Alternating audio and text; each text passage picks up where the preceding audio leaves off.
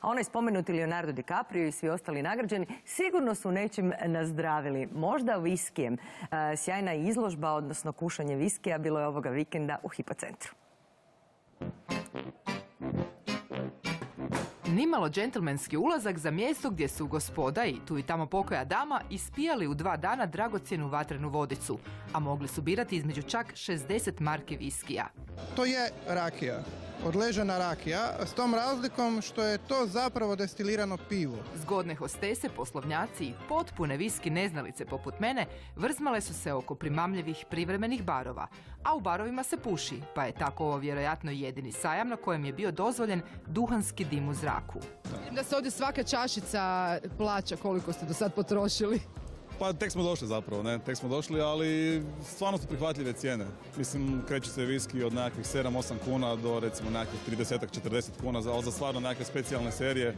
Nećete vjerovati, ali čak i Japanci imaju svoj viski.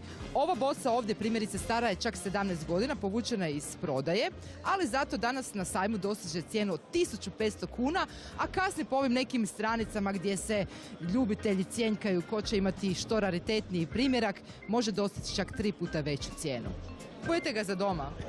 Pa uvijek imamo doma bar jednu bocu viskija, čisto da se nađe, nikad ne znate kad će vam neko doći u goste ili nešto, pa da imate, da. U vitrini onako. Da, točno to. Osim degustacije, željeli smo nešto i naučiti, pa evo nekoliko natuknica za amatere. Svaki viski ima preko 40% alkohola. Škotska i Irska glavni su proizvođači, pa tek onda SAD. Preko bare se pije bourbon, također verzija viskija, ali s 51% kukuruza. U Irskoj i Škotskoj pije se single malt. Dakle, direktno sladni ječam, fermentirani, pivo bez hmelja i onda to pivo 2 puta destilirano i odležano u drvenim bačvama, u hrastovim bačvama, najmanje 3 godine, a može biti 10, 15, 30, ko zna koliko. Nijedan viski nije direktno samo natočen iz bačve, to je mješavina velikog broja bačava i stilova koje rade vrhunski majstori, master blenderi, ljudi koji su... Stvar je u bačvama, u drvetu. Stvar je dobrim dijelom u drvetu. 80% aroma je vezano uz drvo. A gdje je viski, tu se motaju i Hrvati koji vole Škotsku podjednako kao i svoju zemlju. Skupili smo ljude koji vole Škotsku, zašto, ne znam, od kuda, skupili smo se onako, izmizali smo ispod kamena i tu smo.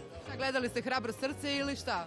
Pa dobro, to je jedan od ovih okidača zašto su ljudi počeli Škotsku obožavati i tako dalje, ali u biti prvi pravi susret sa Škotima, kad se jednom sa Škotima, da ne kažem, napijete, onda vas oni osvoje za sva vremena. Kako ispravno piti viski zapravo je teško reći.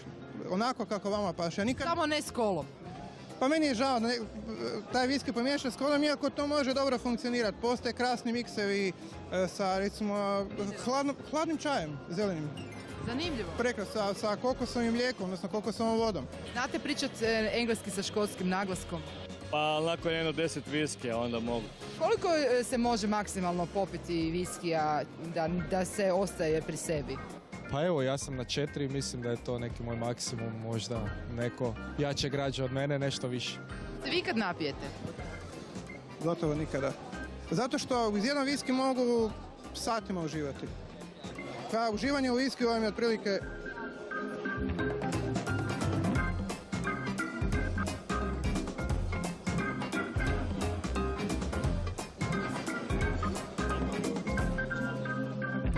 I tako još minuta, 5-10, sljedeći bi gutlje trebao biti tek za pola sata, jer fine i skupe stvari trebaju se dozirati u malim kapljicama. Inače bi vam mogao pasti mrak na oči.